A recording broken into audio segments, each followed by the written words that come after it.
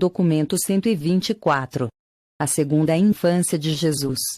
Embora Jesus pudesse ter desfrutado, em Alexandria, de uma oportunidade melhor para estudar do que na Galileia, ele não teria tido um ambiente tão esplêndido para trabalhar nos problemas da sua própria vida, com um mínimo de orientação educacional e, ao mesmo tempo, desfrutar da grande vantagem de estar em contato constante com um número tão vasto de todas as espécies de homens e mulheres, vindos de todas as partes do mundo civilizado.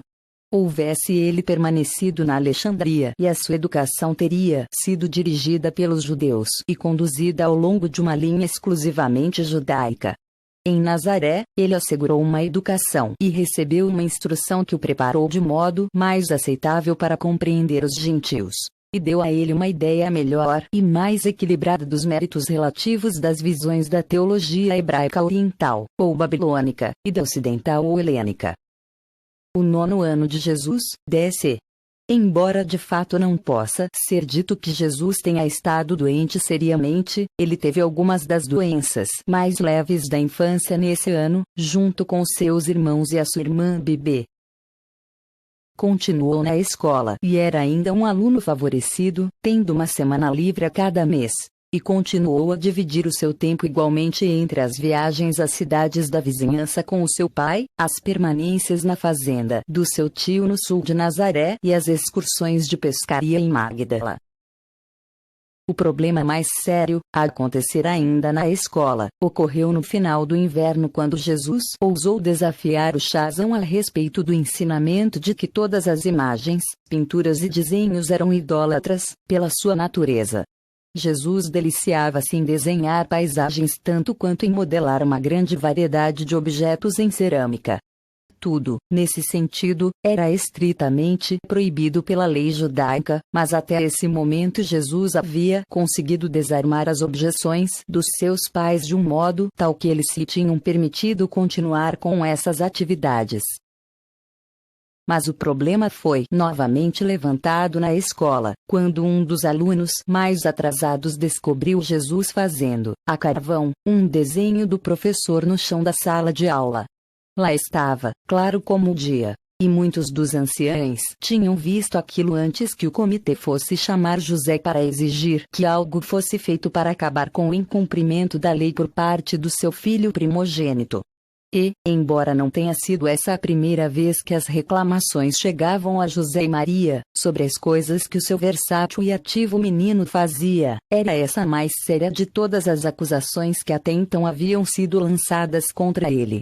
Jesus escutou a acusação, sobre os seus esforços artísticos, durante algum tempo, assentado que estava em uma grande pedra no lado de fora da porta dos fundos. Ele ressentiu-se de que houvessem culpado seu pai pelos erros que alegavam haverem sido cometidos por ele, e assim avançou, destemidamente, para confrontar-se com os seus acusadores. Os anciãos ficaram confusos. Alguns estavam inclinados a ver o episódio com humor, enquanto um ou dois pareciam pensar que o menino fosse um sacrílego, se não até blasfemo mesmo. José estava perplexo e Maria indignada, mas Jesus insistia em ser ouvido. E ele teve a palavra e, corajosamente, defendeu seu ponto de vista com o consumado e amplo autocontrole e anunciou que se conformaria à decisão do seu pai, nesta, como em todas as outras questões controvertidas. E o comitê dos anciãos partiu em silêncio. Maria fez um esforço para influenciar José a permitir que Jesus modelasse a argila em casa, desde que ele prometesse não fazer nenhuma dessas atividades questionáveis na escola, mas José sentia-se compelido a impor que a interpretação rabínica do segundo mandamento devesse prevalecer. E, assim, Jesus não mais desenhou nem modelou a semelhança de nada, daquele dia em diante, durante todo o tempo em que viveu na casa do seu pai. Mas ele não estava convencido de que aquilo que havia feito era errado, e abandonar esse passatempo favorito constituiu-se uma das maiores provações da sua vida de jovem. Na segunda metade de junho, Jesus, na companhia do seu pai, pela primeira vez, escalou ao cume do Monte Tabor. Era um dia claro e a vista estupenda. Parecia a este garoto de 9 anos, que estava realmente contemplando o mundo inteiro, exceto a Índia, a África e Roma. Marta, a segunda irmã de Jesus, nasceu em uma quinta-feira à noite de setembro. 3 semanas depois da chegada de Marta, José, que estivera em casa, por um certo período, iniciou a construção de uma extensão da casa, uma combinação de oficina e de quarto de dormir. Uma pequena bancada de trabalho foi construída para Jesus e, pela primeira vez, ele teve ferramentas que lhe pertenciam. Nas horas vagas, durante muitos anos, ele trabalhou nessa bancada e tornou-se altamente perito em fazer juntas. Esse inverno e o próximo foram, por muitas décadas, os mais frios em Nazaré. Jesus tinha visto a neve nas montanhas e, muitas vezes, ela havia caído em Nazaré, permanecendo no chão apenas por pouco tempo. Mas, antes desse inverno, ele jamais tinha visto o gelo. O fato de que a água podia ser um sólido, um líquido e um vapor, e tanto havia ele já ponderado sobre o vapor a escapar das panelas ferventes, levou o pequeno a pensar bastante sobre o mundo físico e a sua constituição. E, todavia, a personalidade corporificada nesse jovem em crescimento era, durante todo esse tempo, a do verdadeiro Criador e organizador de todas essas coisas, em todo um vastíssimo universo. O clima de Nazaré não era severo. Janeiro era o mês mais frio, a temperatura média gerando em torno de C. Durante o mês de julho e agosto, os meses mais quentes, a temperatura variava entre Celsius. Das montanhas até o Jordão e o Vale do Mar Morto, o clima da Palestina variava desde o frígido até o tórrido. E, assim, de um certo modo, os judeus estavam preparados para viver em todo e qualquer dos climas variáveis do mundo. Mesmo durante os meses do mais quente verão, em geral, uma brisa fresca vinda do mar soprava do oeste, das 10 da manhã até por volta das 10 da noite. Mas, de quando em quando, terríveis ventos quentes vindos do leste do deserto sopravam por toda a Palestina. Essas rajadas quentes, em geral, vinham em fevereiro e março, perto da estação chuvosa. Nesses dias, de novembro a abril, a chuva caía em pancadas refrescantes, mas não chovia sem parar. Havia apenas 2 estações na Palestina, o verão e o inverno, a estação seca e a estação chuvosa. Em janeiro, as flores começam a florescer e, no fim de abril, toda a terra era um vasto jardim florido. Em maio desse ano, na fazenda do seu tio, pela primeira vez, Jesus ajudou na colheita dos cereais. Antes que chegasse aos 13 anos, tinha conseguido descobrir coisas sobre praticamente tudo com que os homens e as mulheres trabalhavam em Nazaré, exceto o trabalho em metal. Sendo assim, ele passou vários meses em uma oficina de ferreiro quando ficou mais velho, depois da morte do seu pai. Quando o trabalho e as viagens das caravanas estavam em baixa, Jesus fazia muitas viagens com o seu pai, por prazer ou a negócios, até perto de Caná, em Dor e Naim. Mesmo sendo um menino, ele visitava Séforis frequentemente, a apenas pouco mais de 5 quilômetros a noroeste de Nazaré, e que fora, do ano AC até cerca de DC, a capital da Galileia e uma das residências de Herodes Antipas. Jesus continuou a crescer, física, intelectual, social e espiritualmente. As suas viagens para longe de casa muito fizeram para dar a ele um entendimento melhor e mais generoso da sua própria família e, nessa época, mesmo os seus pais estavam começando a aprender dele, do mesmo modo como lhe ensinavam. Jesus era um pensador original e muito hábil para ensinar, mesmo quando ainda muito jovem. Ele entrava em constante desacordo com a chamada lei transmitida oralmente, mas sempre procurou adaptar-se às práticas da sua família.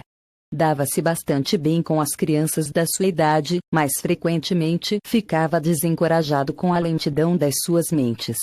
Antes de ter 10 anos de idade, ele havia se transformado no líder de um grupo de 7 garotos, que constituíram uma sociedade para a promoção dos quesitos do amadurecimento físico, intelectual e religioso.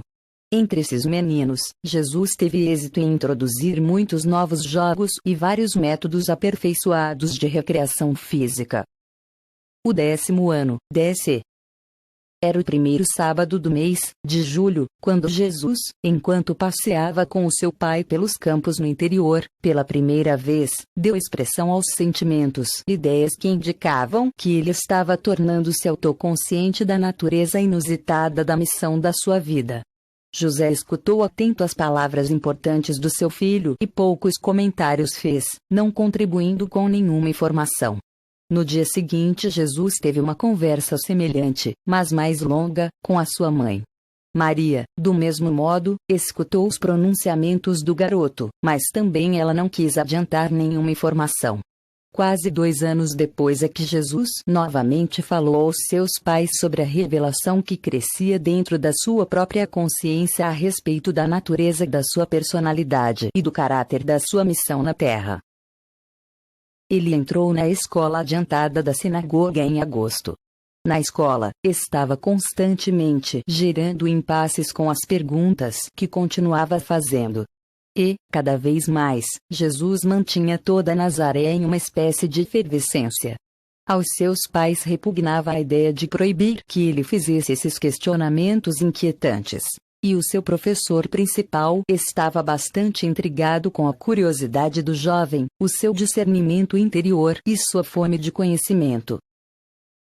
Os companheiros de Jesus nada viam de sobrenatural na sua conduta. Pela maioria dos seus modos ele era exatamente como eles. O seu interesse nos estudos era de um certo modo acima do normal, mas não inteiramente inusitado. Na escola ele fazia mais perguntas do que os outros na sala de aula. Talvez a sua característica mais incomum e destacada fosse a sua pouca disposição de lutar pelos direitos próprios. Como ele era um garoto tão bem desenvolvido para sua idade, parecia estranho aos seus companheiros que ele não estivesse inclinado a defender-se sequer das injustiças, nem quando submetido a abuso pessoal. Como quer que fosse, ele não sofria muito em vista dessa sua característica, por causa da sua amizade com Jacó, o garoto vizinho, que era um ano mais velho. Filho de um pedreiro, sócio de José nos negócios, Jacó era um grande admirador de Jesus e tomou-se a tarefa de fazer com que a ninguém fosse permitido impor-se a Jesus, às custas da aversão que ele tinha ao combate físico. Muitas vezes os jovens mais velhos e mais rudes atacavam Jesus, confiando na sua reputação de docilidade, mas eles sofriam sempre uma retribuição, rápida e certa, das mãos do seu abnegado campeão e defensor voluntário, Jacó, o filho do pedreiro.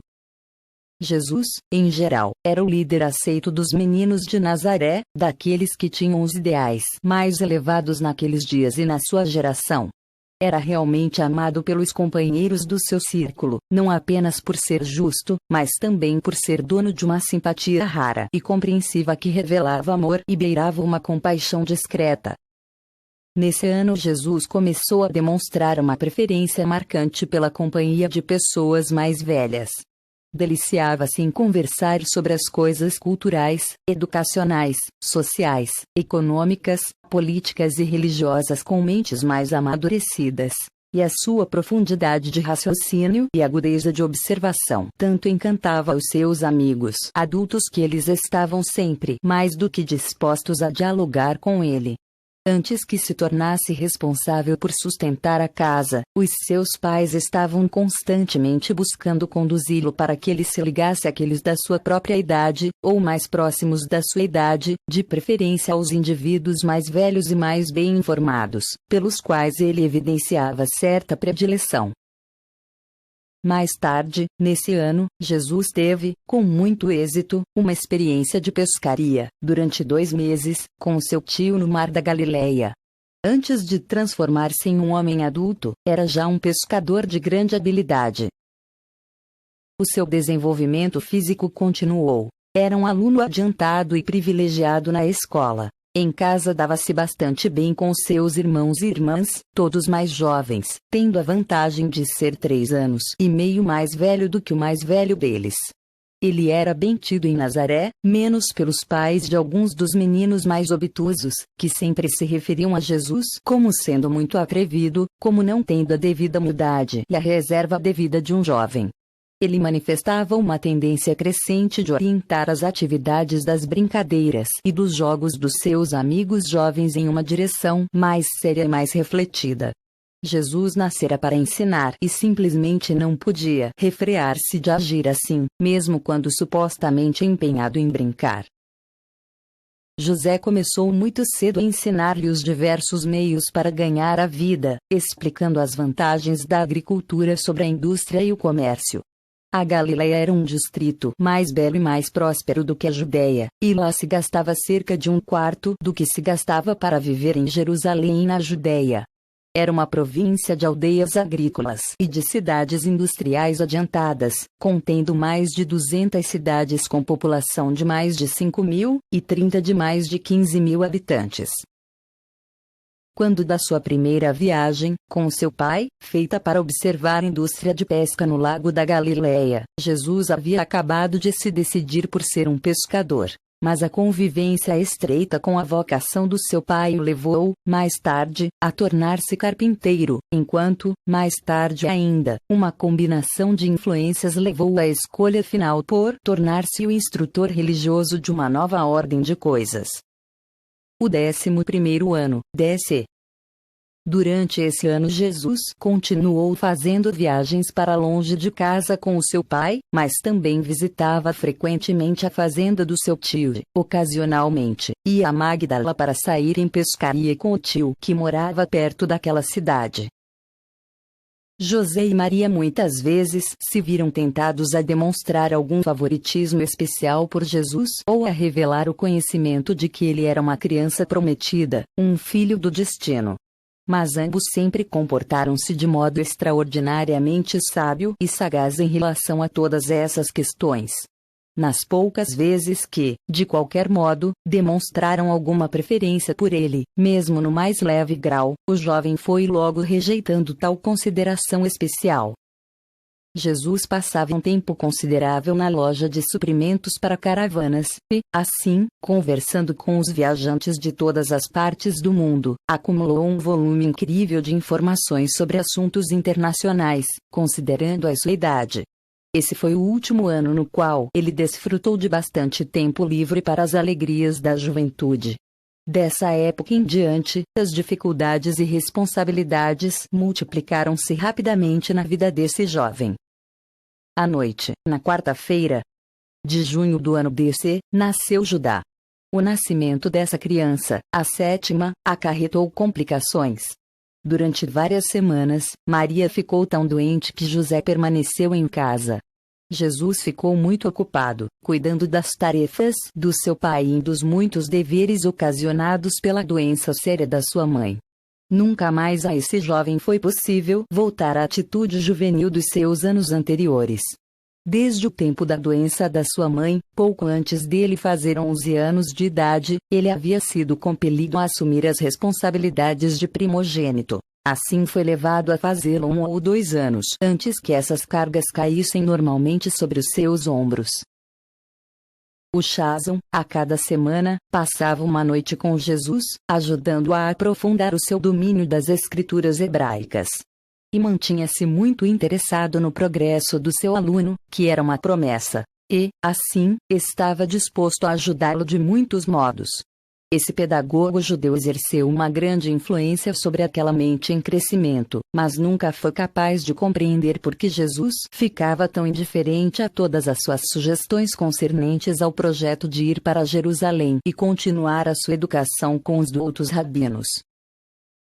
Em meados do mês de maio, o jovem acompanhou seu pai em uma viagem de negócios a Citópolis, a principal cidade grega da Decápolis, antiga cidade hebraica de Bet-Sean.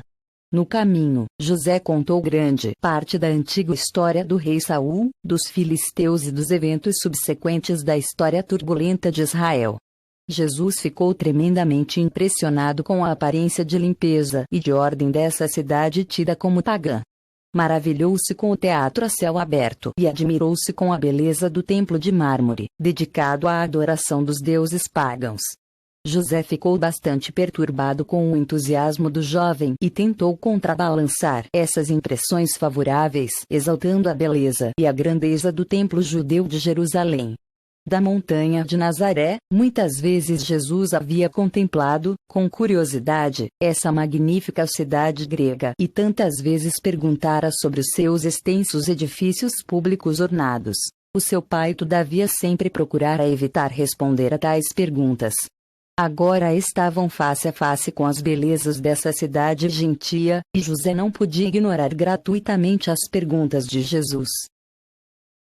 E aconteceu que os jogos competitivos anuais, exatamente naquele momento, estavam em andamento, bem como as demonstrações de preparo físico entre as cidades gregas da Decápolis, no anfiteatro de Citópolis, e Jesus insistiu para que o seu pai o levasse para ver os jogos, e foi tão insistente que José hesitou em negar-lhe aquilo. O jovem ficou entusiasmado com os jogos e entrou, sinceramente, no espírito das demonstrações do desenvolvimento físico e da habilidade atlética. José ficou inexplicavelmente chocado de ver o entusiasmo do seu filho, diante daquelas exibições de vaidade pagã. Depois que os jogos terminaram, José tomou-se da maior surpresa da sua vida quando ouviu Jesus expressar a sua aprovação a eles e sugerir que seria bom para os jovens de Nazaré caso pudessem ser beneficiados de tal modo por aquelas atividades físicas ao ar livre. José falou honesta e longamente com Jesus sobre a natureza má de tais práticas, mas ele bem sabia que o filho não se convencerá. A única vez que Jesus viu seu pai manifestar raiva com ele foi naquela noite no quarto da estalagem, quando, no decorrer da discussão, o jovem, então esquecido dos preceitos judeus, chegou a sugerir que, ao voltarem para casa, eles trabalhassem na construção de um anfiteatro em Nazaré. Quando José ouviu seu primogênito expressando sentimentos tão pouco judaicos, esqueceu seu comportamento calmo de costume, tomando Jesus pelo ombro, furiosamente exclamou: "Meu filho, que eu não ouça nunca mais você exprimir um pensamento tão mau, enquanto você viver."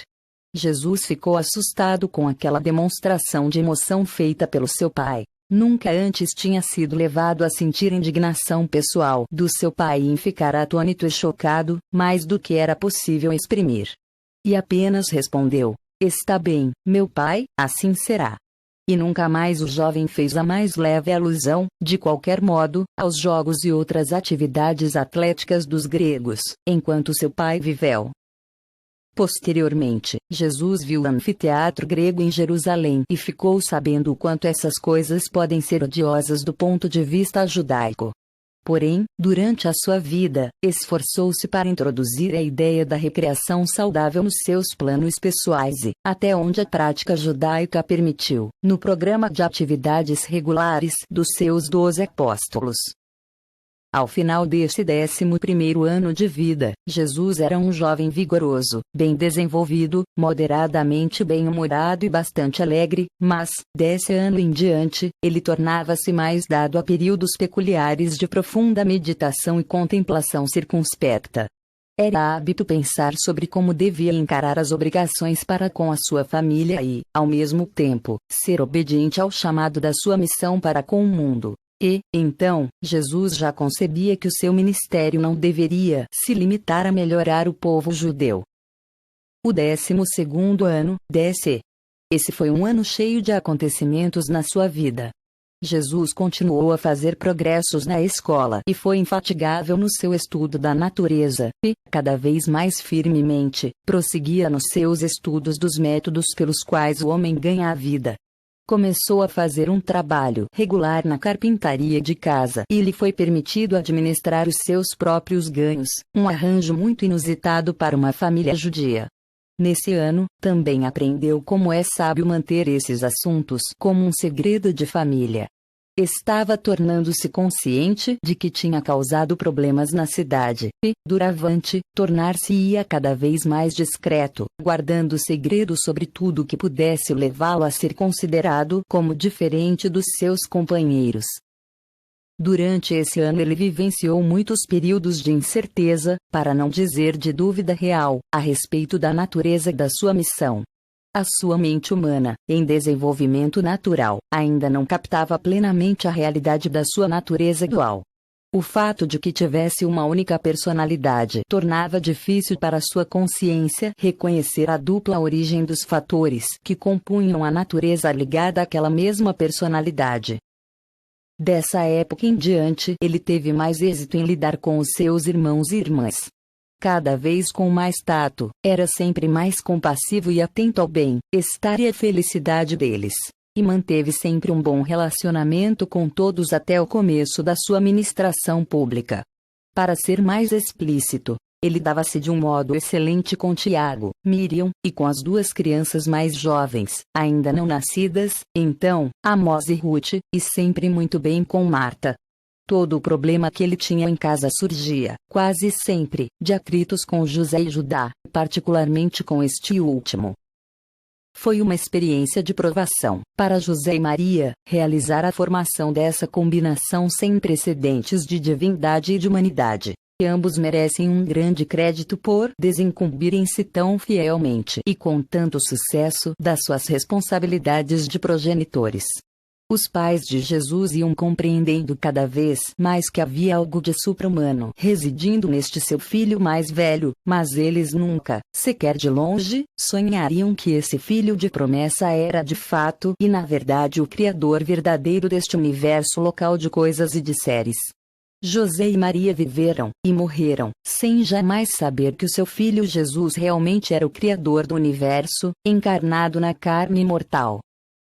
Nesse ano, Jesus deu mais atenção do que nunca à música, e continuou a ensinar aos seus irmãos e irmãs na escola de casa. E foi por volta dessa época que o jovem tornou-se mais claramente consciente da diferença entre os pontos de vista de José e Maria a respeito da natureza da sua missão. Ele ponderava muito sobre as opiniões divergentes dos seus pais, muitas vezes ao ouvir as suas discussões, quando eles julgavam que ele estava imerso em um profundo sono. Mais e mais se inclinava para a visão do seu pai, de um tal modo que a sua mãe estava destinada a sensibilizar-se com a percepção de que o seu filho estivesse gradualmente rejeitando a sua orientação para as questões que tinham a ver com a carreira da sua vida. E, à medida que os anos passaram, essa lacuna de compreensão ampliou-se. Cada vez menos Maria compreendia o significado da missão de Jesus, e, crescentemente, essa boa mãe ressentia-se com o fato de que o seu filho favorito não correspondesse às expectativas acalentadas por ela.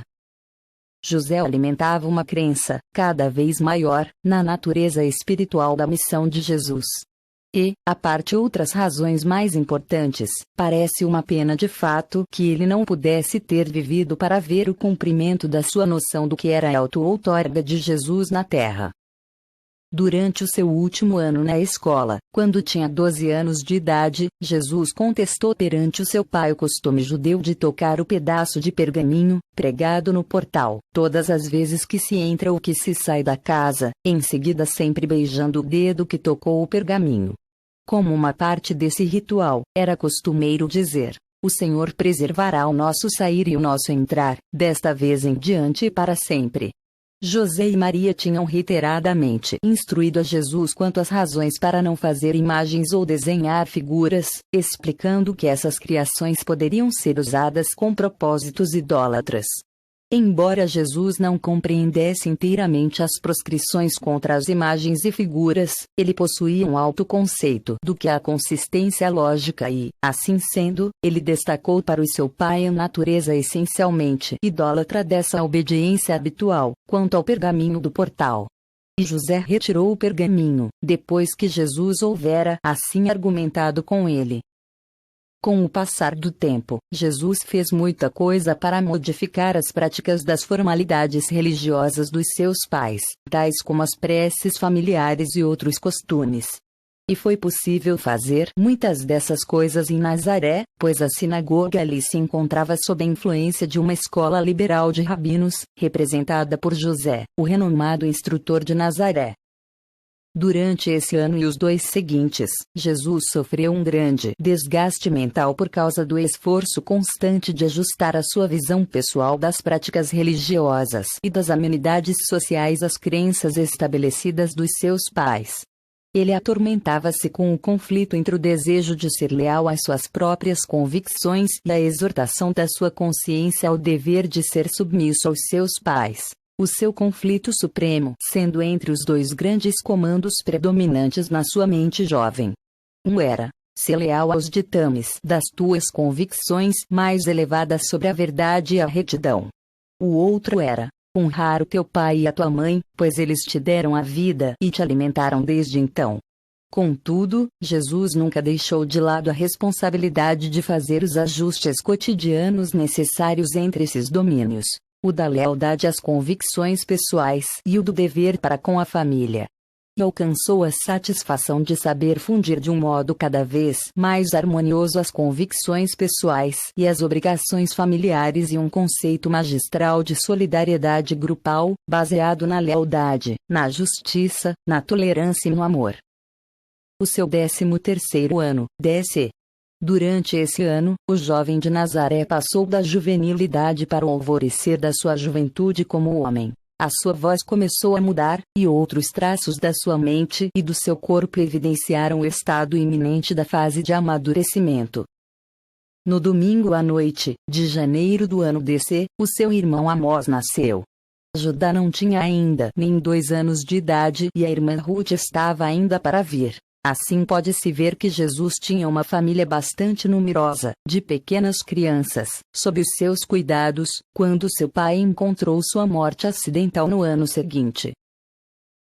Foi por volta do meio do mês de fevereiro que Jesus teve a certeza humana de que estava destinado a cumprir, na terra, uma missão para a iluminação do homem e para a revelação de Deus.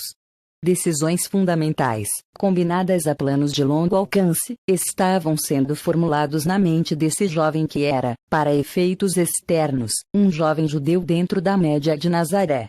A vida inteligente de todo o Nébadon contemplava fascinada e maravilhada tudo o que começava a se desenvolver no pensamento e na ação do filho do carpinteiro, agora adolescente. No primeiro dia da semana de março, do ano DC, Jesus graduou-se no curso de instrução da escola local ligada à sinagoga de Nazaré. Esse era um grande dia na vida de qualquer família judaica ambiciosa, o dia em que o filho primogênito era pronunciado a um filho do mandamento e o primogênito resgatado do Senhor Deus de Israel, uma criança do Altíssimo e servo do Senhor de toda a terra. Na sexta-feira da semana anterior, José tinha retornado de Séforis, onde estivera encarregado dos trabalhos de um novo edifício público, para estar presente a essa ocasião festiva. Com muita confiança, o professor de Jesus acreditava que esse diligente e aplicado aluno estivesse destinado a alguma carreira de proeminência, a alguma missão distinguida. Os decanos, não obstante todo o problema que tinham tido com as tendências inconformistas de Jesus, estavam bastante orgulhosos do jovem e tinham já começado a tecer planos para capacitá-lo a ir para Jerusalém e continuar a sua educação nas renomadas de academias hebraicas. Quando ouvia esses planos sendo discutidos, de tempos em tempos, Jesus ficava ainda mais certo de que nunca iria a Jerusalém para estudar com os rabinos. Ele mal sonhava, todavia, com a tragédia iminente e queria obrigá-lo mesmo a abandonar todos esses planos, que o levaria a assumir a responsabilidade do sustento e da direção de uma grande família, em breve consistindo já de 5 irmãos e 3 irmãs, bem como da sua mãe e dele próprio. Jesus teve uma experiência maior e mais longa, criando essa família, do que a que teve José, o seu pai, e demonstrou estar à altura do padrão que subsequentemente estabeleceu para si próprio, o de tornar-se um mestre e um irmão mais velho sábio, paciente, compreensivo e eficiente para uma família, a sua família, assim tão subitamente tocada pela dor de uma perda inesperada.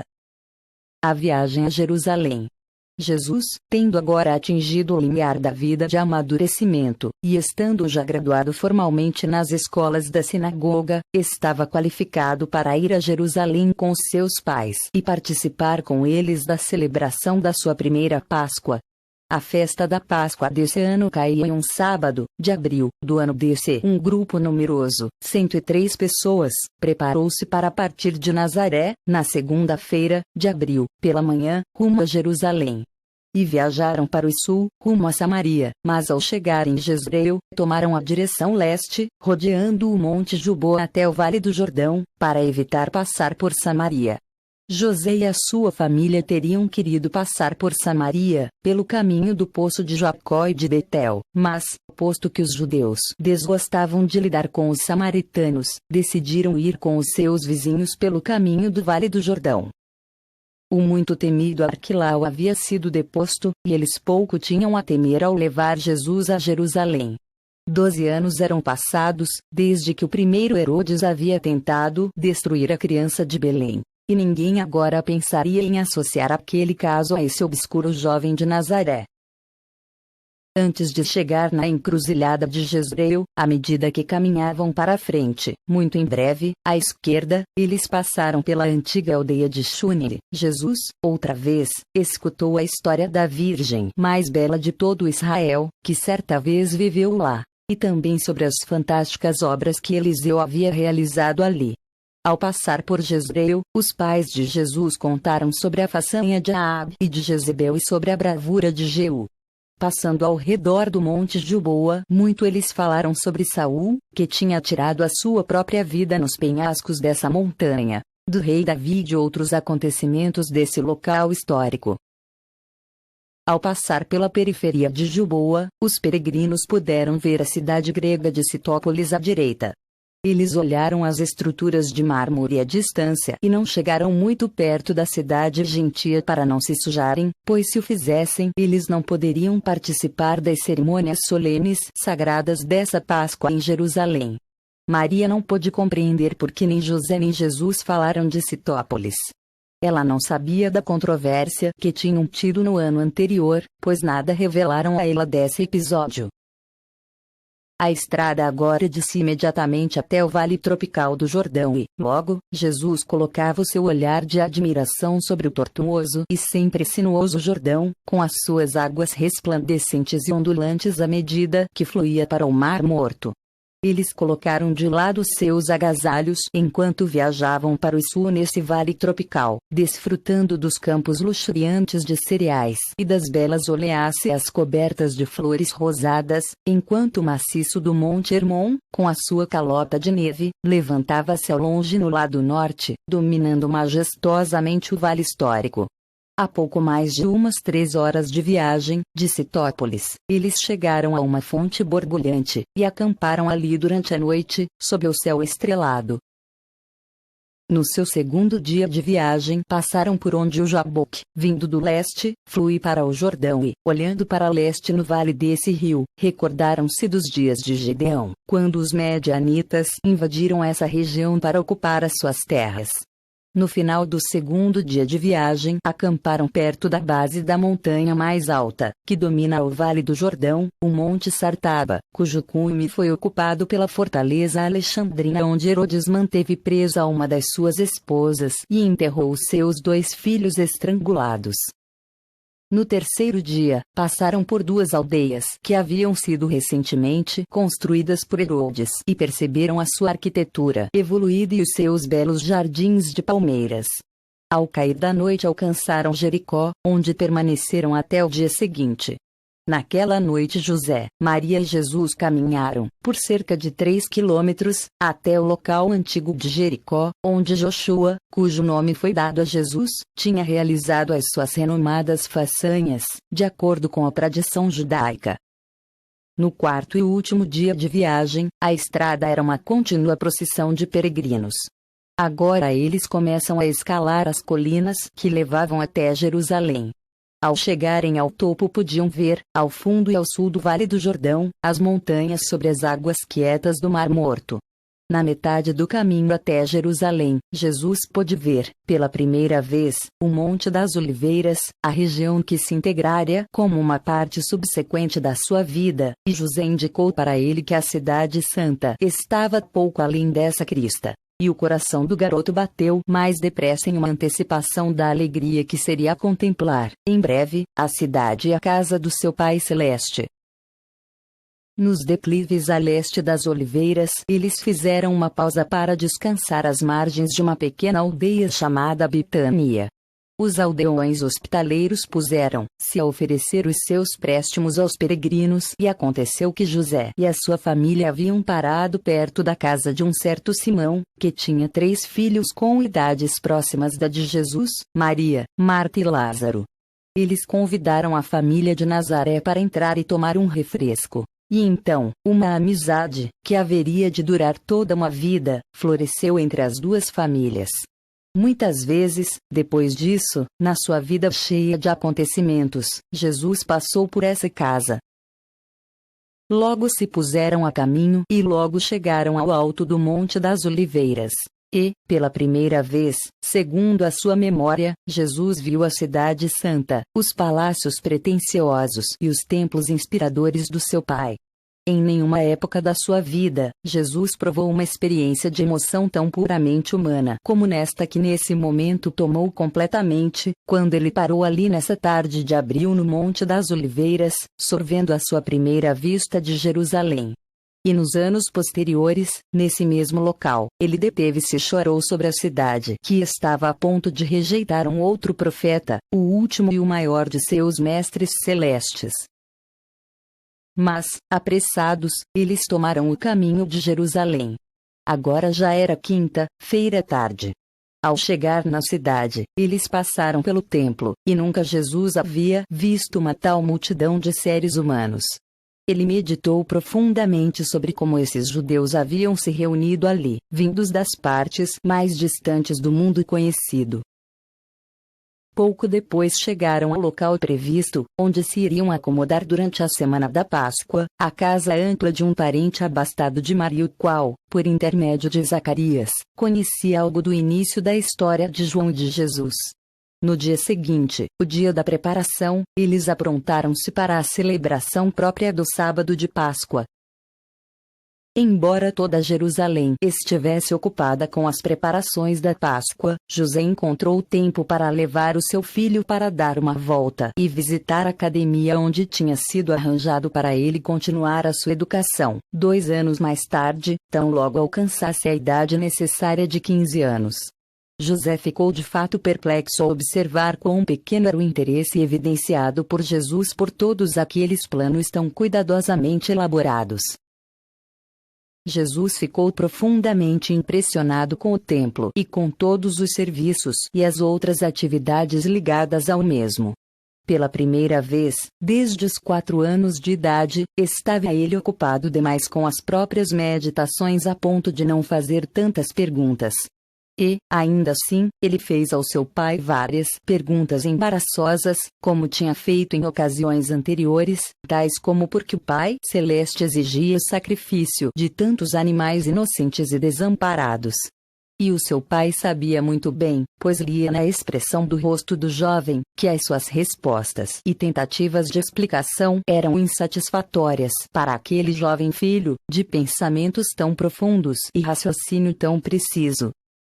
No dia anterior ao sábado da Páscoa, uma torrente de iluminação espiritual atravessou a mente mortal de Jesus e preencheu seu coração humano, até transbordar de piedade e compaixão afetuosa pelas multidões espiritualmente cegas e moralmente ignorantes que se reuniam para celebrar a Páscoa, na antiga comemoração. Esse foi um dos dias mais extraordinários que o Filho de Deus passou na carne. E, durante a noite, pela primeira vez na sua carreira terrena, apareceu para ele um mensageiro especial de Salvington, enviado por Emanuel, que disse: "É chegada a hora. Já é tempo de começares a cuidar dos assuntos do teu pai." E, assim, antes mesmo de que as pesadas responsabilidades da família de Nazaré caíssem sobre os seus jovens ombros, surgia esse mensageiro celeste para relembrar agora a este jovem, que ainda não havia completado 13 anos de idade, de que a hora era chegada, de começar a retomar as responsabilidades de um universo. Esse foi o primeiro ato de uma longa sequência de acontecimentos que culminaram finalmente na consumação completa da auto-outorga do Filho, em Urântia, e na restituição do governo de um universo aos seus ombros humano-divinos. Com o passar do tempo, o mistério da encarnação tornou-se cada vez mais insondável para todos nós. Dificilmente poderíamos compreender que este jovem de Nazaré fosse o Criador de todo o Nébadon. Ainda hoje, não compreendemos como o espírito deste mesmo Filho Criador e o espírito do seu Pai, do paraíso, estão relacionados às almas da humanidade. Com o passar do tempo, pudemos ver que a sua mente humana, enquanto ele vivia sua vida na carne, discerne cada vez mais que, em espírito, a responsabilidade de um universo repousava sobre os seus ombros. E assim termina a carreira do jovem de Nazaré. E começa a narrativa sobre o ser adolescente, o ser divino humano cada vez mais autoconsciente, que agora começa a contemplação da sua carreira no mundo, ao mesmo tempo em que luta para integrar o propósito, em expansão, da sua vida, aos desejos dos seus pais e às suas obrigações para com a sua família e para com a sociedade do seu tempo e idade. Documentos